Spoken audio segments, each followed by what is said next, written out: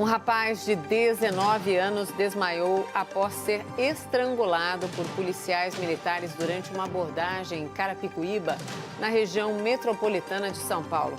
Os policiais foram afastados. Em outro caso, uma mulher foi agredida e uma casa invadida pela polícia. O caso está sendo investigado. Casos como esses são frequentes em todo o país. O tema de hoje é: a polícia no Brasil é muito violenta? Os nossos debatedores são Augusto de Arruda Botelho, advogado especialista em direito penal. Boa noite, Augusto. Boa noite, Mona Lisa. Boa noite, Caio. E Caio Coppola, bacharel em direito e comentarista político. Boa noite, Caio. Boa noite, Mona Lisa. Boa noite, doutor Augusto. Boa noite, ao espectador da CNN. Começamos com você, então, Augusto. Suas primeiras considerações, por favor. Boa noite a todas e todos. O tema do debate de hoje é muito importante, complexo, sensível e eu preciso fazer algumas abordagens iniciais. A primeira delas é que qualquer generalização pode ser injusta. Portanto, mesmo que eu já responda a pergunta formulada, dizendo que sim, a polícia brasileira é muito violenta, algumas considerações são absolutamente necessárias. A primeira é que a violência policial não é uma realidade apenas brasileira. Ela vem aumentando em vários países do mundo. Países mais desenvolvidos do que nós, economicamente e socialmente, inclusive. Apesar da letalidade policial no Brasil ser 5 vezes maior do que nos Estados Unidos, a violência policial em nosso país não é a regra, mas está longe de ser apenas a exceção. E mesmo se fosse algo completamente isolado, o que não é, em algumas atividades profissionais, o erro e a exceção não podem ser relativizados. Recentemente, eu assisti um programa humorístico americano que fazia a seguinte comparação. Dizia o humorista que sempre que há um caso de violência policial que cause comoção, a resposta da polícia é sempre a mesma. Esse policial é apenas uma maçã podre dentro da corporação. Só que em algumas áreas, nós não podemos nunca admitir a presença de maçãs podres. O humorista continua dizendo assim: imaginem vocês uma empresa aérea informando o seguinte: olha, todos os pilotos da nossa corporação são muito competentes, são ótimos pilotos. Alguns poucos, as maçãs podres, não sabem como pousar um avião. Mas eu espero que vocês nunca peguem um voo com essa pessoa. A analogia pode parecer superficial, mas a mensagem que ela passa não é. Não podemos admitir nenhum tipo de excesso de violência por parte da polícia.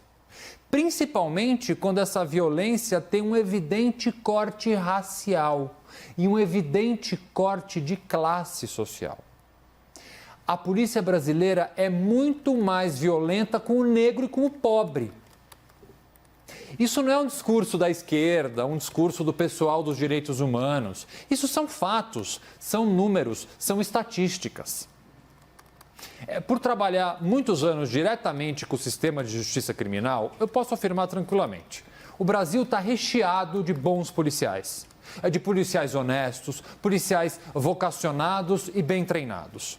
O desafio é como lidar com a parcela, mesmo que uma parcela menor, de maus policiais.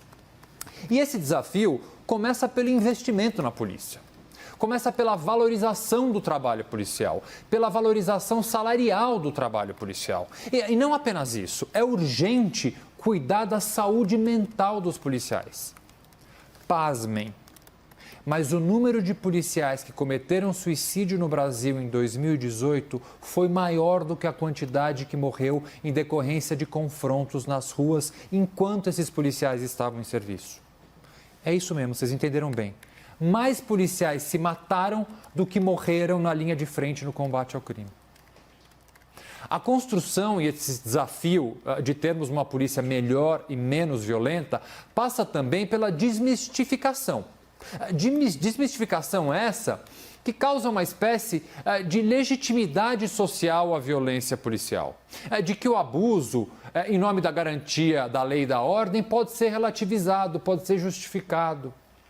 Não há crime grave, não há criminalidade perigosa que justifique o abuso da violência, principalmente praticado por homens e mulheres treinados para nos proteger. Ter uma polícia melhor passa também pela correção da falsa e completamente equivocada noção de que para se combater a criminalidade, a única resposta é a maior repressão. É o aumento das penas, é o endurecimento da lei penal. Isso não funciona. Não há na nossa história um crime cuja incidência tenha diminuído em razão de um aumento de pena. Essas propostas elas servem para ganhar voto e servem para causar na população uma pseudo-sensação de segurança. Há uma realidade que não podemos fugir. Parte do executivo, do legislativo, do judiciário e uma parte da sociedade ainda aplaude, mesmo que silenciosamente, a violência policial. Enquanto a cultura da violência estiver enraizada no nosso país, dificilmente conseguiremos avançar. Até porque essa parte menor das polícias, que ainda insiste de fazer um uso desmedido e desproporcional da violência, se sente prestigiada. E é justamente o contrário que temos que fazer. O excesso de violência e violência policial não traz mais segurança, não evita a prática de novos crimes, muito pelo contrário. A gente vai entrar num inevitável e catastrófico espiral de violência.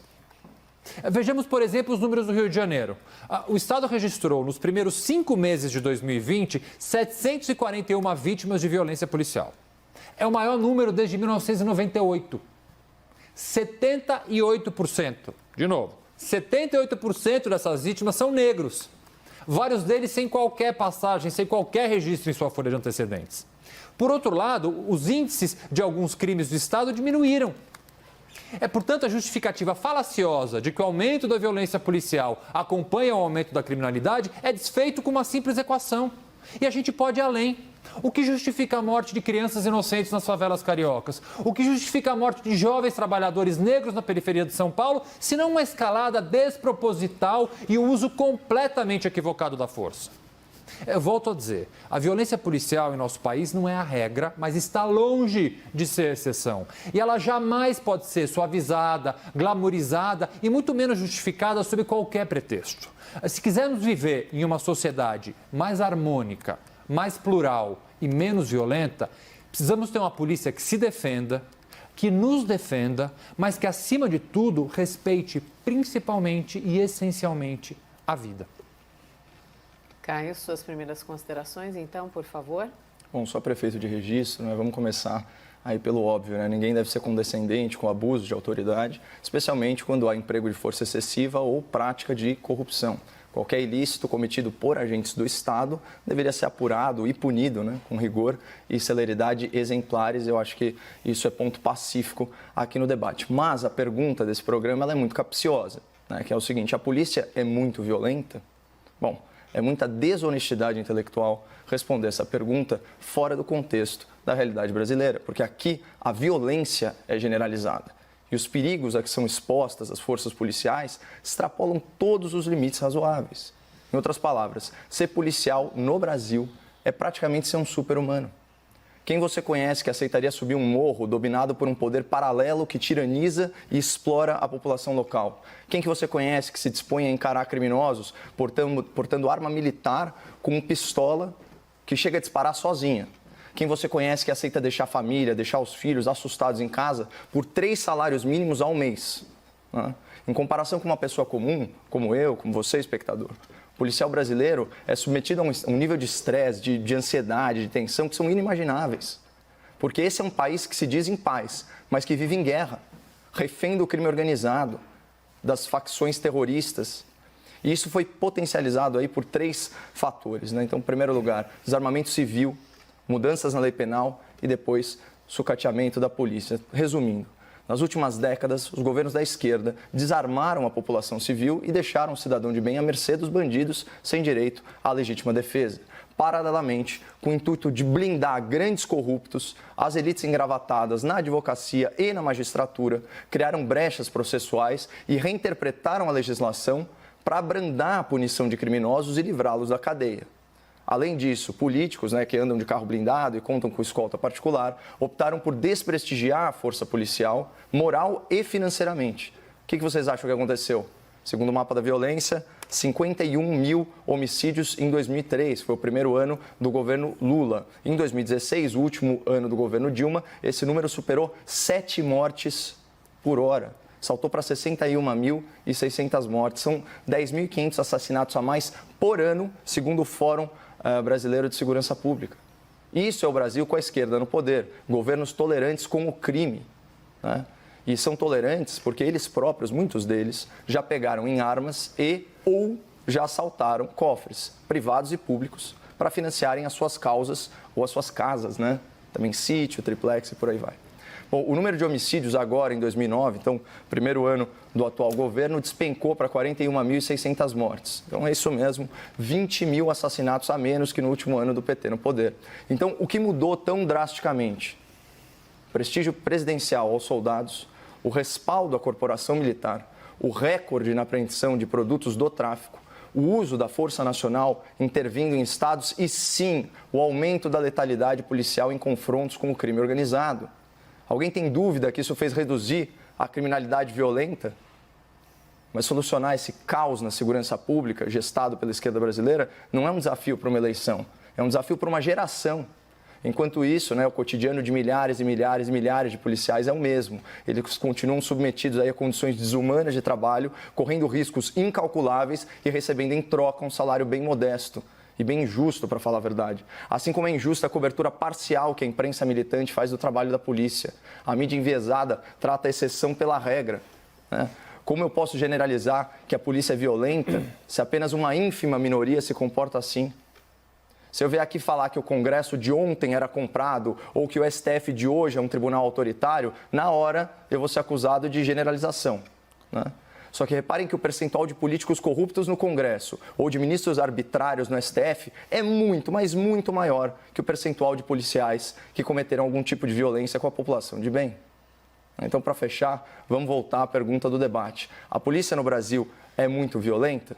Bom, entre civis e militares, o Brasil tem mais de 500 mil de policiais. Eu me recuso a rotular uma classe de heróis com base em indivíduos corrompidos. Se a ideia for essa, seria interessante a gente debater no futuro outras categorias profissionais, com base aí também em questionamentos generalizantes. Por exemplo, os políticos no Brasil são muito bandidos? O STF é muito autoritário? Ou, quem sabe, o jornalismo brasileiro é muito enviesado? Fica aí como sugestão. Vamos lá, então, ao debate. Augusto e Caio, por favor. O que eu acho? Eu acho que fica bem claro da fala do meu debatedor que o que a gente tem aqui pela frente é a redução de um problema absolutamente complexo que envolve uma série de variantes a uma discussão quase que binária e, mais do que isso, que reforça o uso da violência como salvação. Dizer que violência policial, aumento de índice de criminalidade tem alguma relação com esquerda e direita, com o governo do PT, PSDB, é fugir completamente da realidade. Não é uma questão ideológica, não é uma questão de como é feito o enfrentamento ideológico da violência. Dizer que os engravatados, sempre os engravatados da advocacia são lembrados aqui, criando brechas, que tipo de brecha foram criadas nos últimos anos que facilitaram a vida de qualquer criminoso? Nós temos a terceira maior população carcerária que só para de subir. Ao contrário dos nossos companheiros de ranking que vem diminuindo a prisão inútil, a prisão sem sentido, o Brasil só continua a prender mais e eu não vejo uma segurança nas ruas. Não há brecha absoluta nenhuma em legislação brasileira que impeça que jovens, negros e pobres continuem sendo presos. O problema do Brasil vai muito além disso. O problema do Brasil é de acesso à justiça, não de brechas em leis. Que grande brecha em lei fez com que nós só continuemos a aumentar o número de presos no nosso sistema penitenciário, não há qualquer diminuição. O outro ponto é com relação às mortes e às condições de trabalho dos policiais. Aí eu concordo, isso fazia parte da minha fala inicial. O policial precisa ser muito melhor valorizado, não apenas em material, não apenas em salário, mas diante desse índice que eu tomei conhecimento hoje, fazendo uma pesquisa para esse debate, de que o número de policiais que se suicidaram é maior do que aqueles que morreram durante o serviço. A saúde mental do policial é algo que precisa ser preservado, até porque um policial com algum tipo de problema psicológico, psiquiátrico, é mais um problema na rua. E a gente vai olhar os números reais das mortes policiais, e infelizmente é um outro número chocante. 78% dos policiais que morreram fora do serviço. Por quê? Porque o policial tem que fazer bico. Isso é uma realidade de qualquer grande cidade. Nós sabemos, o policial militar ele tem que fazer bico de segurança em vários lugares, bico de vários outros tipos, fazendo com que ele fique muito mais vulnerável. Então, a vulnerabilidade do policial, muitas vezes, ele se dá após o serviço. E esse número, para mim, é espantoso. Eu achei que fosse, para ser bem sincero, uma média de 50%. Me assustou muito, e esse aqui é um número do Fórum Nacional de Segurança Pública, ou seja, um número bastante confiável, diz que 78% dos policiais que morreram fora do serviço. E aí, só para eu fechar um pouco a questão da violência policial, e assistindo o vídeo que há pouco nós pudemos assistir aqui antes do debate começar, um dos grandes problemas, e aí sim é esse corte racial e de classe que acaba elevando a violência policial, é como é feita a abordagem policial muitas vezes. Tem alguns dados aqui que eu trago, eu vou passar a palavra para o Caio para não deixar ele com pouco tempo, mas alguns dados bastante assustadores de uma outra pesquisa que mostra como é feita a abordagem policial e os erros na abordagem policial que muitas vezes causam essa violência, que não é a regra, volto a dizer, mas é uma exceção que não pode existir. A gente não pode ter uma massa podre dentro da polícia. Caio? Bom, doutor, primeiro cumprimentá-lo aí sobre a boa ponderação sobre generalização, né, que é uma coisa que de fato tem que, aí, na medida do possível, ser retirada do debate público, né? Eu achei muito interessante o dado também que você trouxe sobre suicídios. É e aqui, assustador, né? Obviamente, a nossa solidariedade aí às famílias, aos familiares, né, desses policiais que, por causa desse ambiente de guerra, de estresse, completamente desamparados pelo Estado que os emprega, se veem numa situação pessoal de tamanho de desespero que preferem tirar a própria vida. Eu acho que esse dado ele é bem ilustrativo sobre o drama das polícias aqui no Brasil. Quando eu me referi às brechas, né, no sistema legal brasileiro, eu estou falando, por exemplo, na impossibilidade de prisão após julgamento em segunda instância. Isso era ponto pacífico no Brasil, essa possibilidade. O Brasil é o único país do mundo, né, que espera o trânsito em julgado da sentença para encarcerar os seus grandes bandidos. Também estou falando do relaxamento de prisões cautelares, né, cada vez mais comum aqui no Brasil. Também questões relacionadas à progressão de regime. A gente tem uma súmula do STF que impede, aliás, que permite que aquele prisioneiro, né, aquele encarcerado que tiver no sistema fechado, se não tiver vaga no semiaberto, ele é colocado automaticamente em regime aberto de liberdade. Isso sem falar nas saídas temporárias, em que a gente vê questões absurdas como uma filha que matou os próprios pais ter uma saidinha, né, de Dia das Mães e de Dia dos Pais. Isso é uma conquista da periferia, doutor? Claro que não. Isso é uma conquista das elites engravatadas, da advocacia, da magistratura. Né? Isso está na Constituição, Caio. Está na Constituição de 88, não é conquista de ninguém. Não, está na Constituição. São todas reinterpretações ou reformas à lei penal nas últimas décadas, quando a esquerda esteve no poder. Nossa, eu não vou discutir fatos, eu posso discutir opiniões, interpretações, mas não os fatos históricos. O julgamento da prisão, segunda instância foi agora. Né? A reforma da lei penal, elas todas vêm depois da década de 80, então não há o que se falar a esse respeito. Bom, sobre o mito do encarceramento em massa, né, você falou que o Brasil prende cada vez mais e ainda é muito pouco, né? A gente tem aí 400, 500 mil mandados de prisão em aberto. A gente vive num país em que nem 10% dos homicídios são solucionados. Como falar que esse país prende demais? Né? Então, isso não faz sentido nenhum. E eu fui muito claro na minha fala. Obviamente, a gente não aplaude, a gente não incentiva, a gente não endossa a violência policial contra o cidadão de bem. Inclusive, é muito provável que isso seja um reflexo dos mesmos problemas que levam alguns desses profissionais ao suicídio. Mas a letalidade da força policial em confronto com o crime organizado acaba por reduzir os índices de mortalidade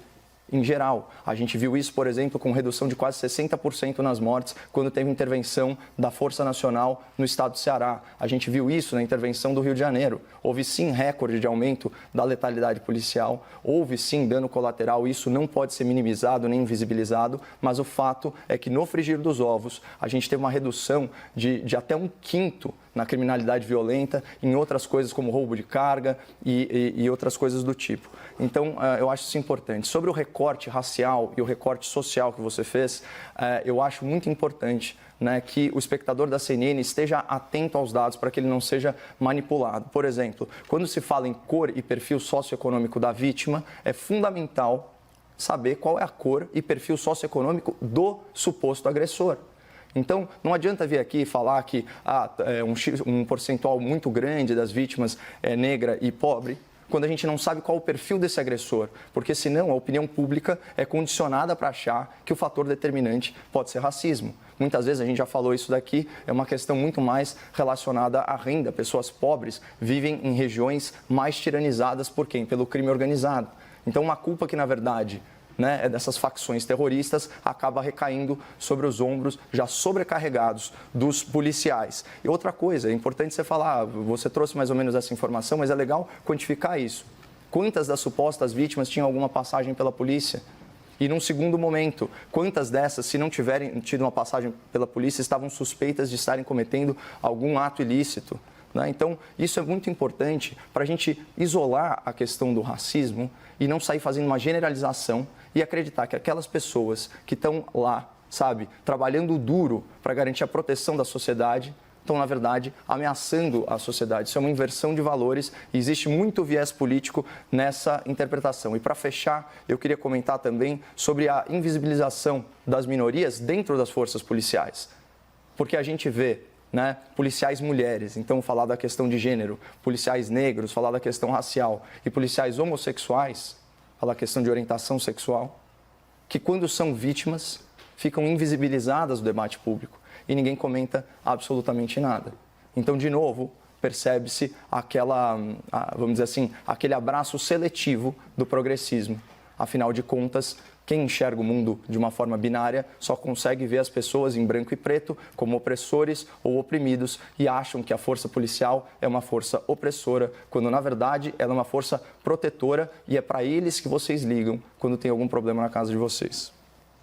Temos mais 4 minutos antes dos argumentos finais, então, dividam aí o tempo, por favor. Evidente, Caio, que as polícias, principalmente a polícia militar, que tem a função de fazer o policiamento ostensivo, é para quem a gente liga quando a gente sofre. A gente tem que muito agradecer que sim, que esses homens e mulheres, volto a dizer, com salários baixos, com uma baixa condição, conseguem prestar um serviço de dignidade, conseguem responder muitas vezes de forma extremamente rápida um chamado. Mas isso não exclui o fato de que, Caio, isso aqui não é generalização, não é um discurso binário de raça ou de qualquer coisa semelhante, quando é um fato concreto que o jovem negro da favela tem que sair com a nota fiscal do celular no bolso.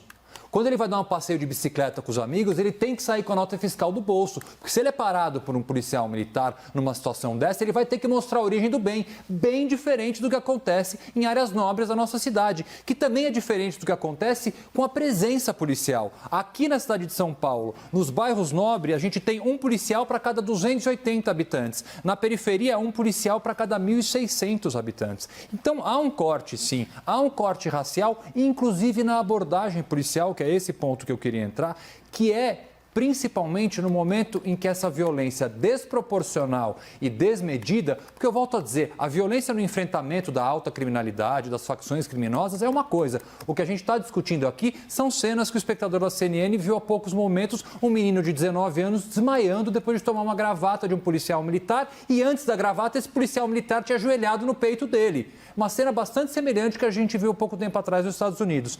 Esse tipo de abordagem policial é o problema. Vamos ver. De 2015 a 2019, dados da Secretaria de Segurança Pública, foram realizadas 79 milhões de abordagens policiais. No ano passado, 2019, a PM paulista fez mais de 15 milhões de abordagens. É como se, em 365 dias do ano, 1/3 da população do estado de São Paulo fosse parado pela polícia por alguma razão. É óbvio que isso não acontece com todo mundo, acontece muito mais na periferia do que nos bairros nobres. Só que olha o resultado. Dessas abordagens policiais, de 0,2% a 1% resultaram numa prisão em flagrante. Ou seja, pelo menos 99% dessas abordagens foram, de certa forma, inúteis. E elas têm um corte, sim, racial, um corte de classe, um corte regional.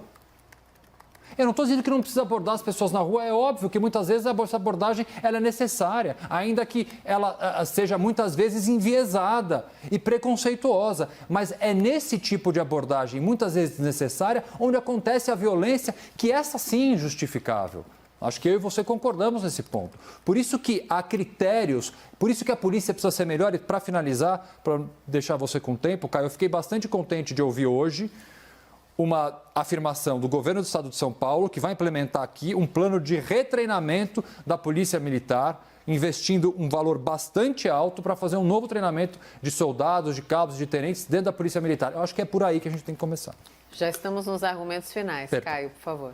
Eu acho que, bom, todo policial ele tem plena consciência de qual é a abordagem correta. A gente tem que parar para pensar em quais são as motivações, inclusive as motivações psicológicas, do ponto de vista inconsciente de um policial que dá vazão à sua frustração, à sua ansiedade, exercendo de maneira arbitrária a sua autoridade. Isso é uma obviedade. O governador quer retreinar os policiais de uma coisa que eles já sabem, quer melhorar a vida não só das pessoas que são abordadas, mas também de quem aborda, então dê mais segurança para o policial. Ele precisa ter estofo jurídico, ele precisa saber que o governador está garantindo a segurança dele, né? E que ele também não é, ele e a sua família não são reféns do crime. E um dos critérios para isso é justamente uma progressão financeira. Afinal de contas, né, você precisa que o policial fique num país que é tiranizado pelo crime organizado, você precisa garantir um transporte com segurança, não só para ele, mas também para a família. Ele precisa, sim, morar numa região que não é dominada pelo tráfico organizado. E por aí vai. E, assim, só para falar um último aspecto da sua fala, doutor, quando você falou da função da pena, a função da pena ela não é apenas prevenir o crime, ela também é dar a justa punição para o crime. E é disso que a gente fala quando a gente critica a progressão de regime, saída temporária e todos esses benefícios que corroboram para que o Brasil seja o país da impunidade. Augusto, argumentos finais?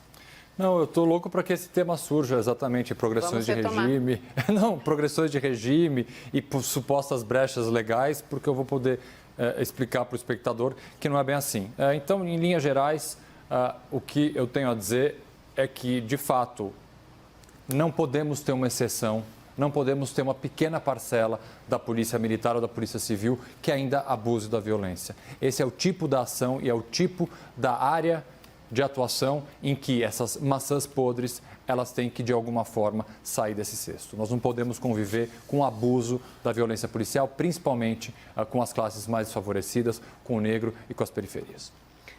Augusto, obrigada. Boa noite, até amanhã. Caio, obrigada. Boa noite, até amanhã. Boa noite.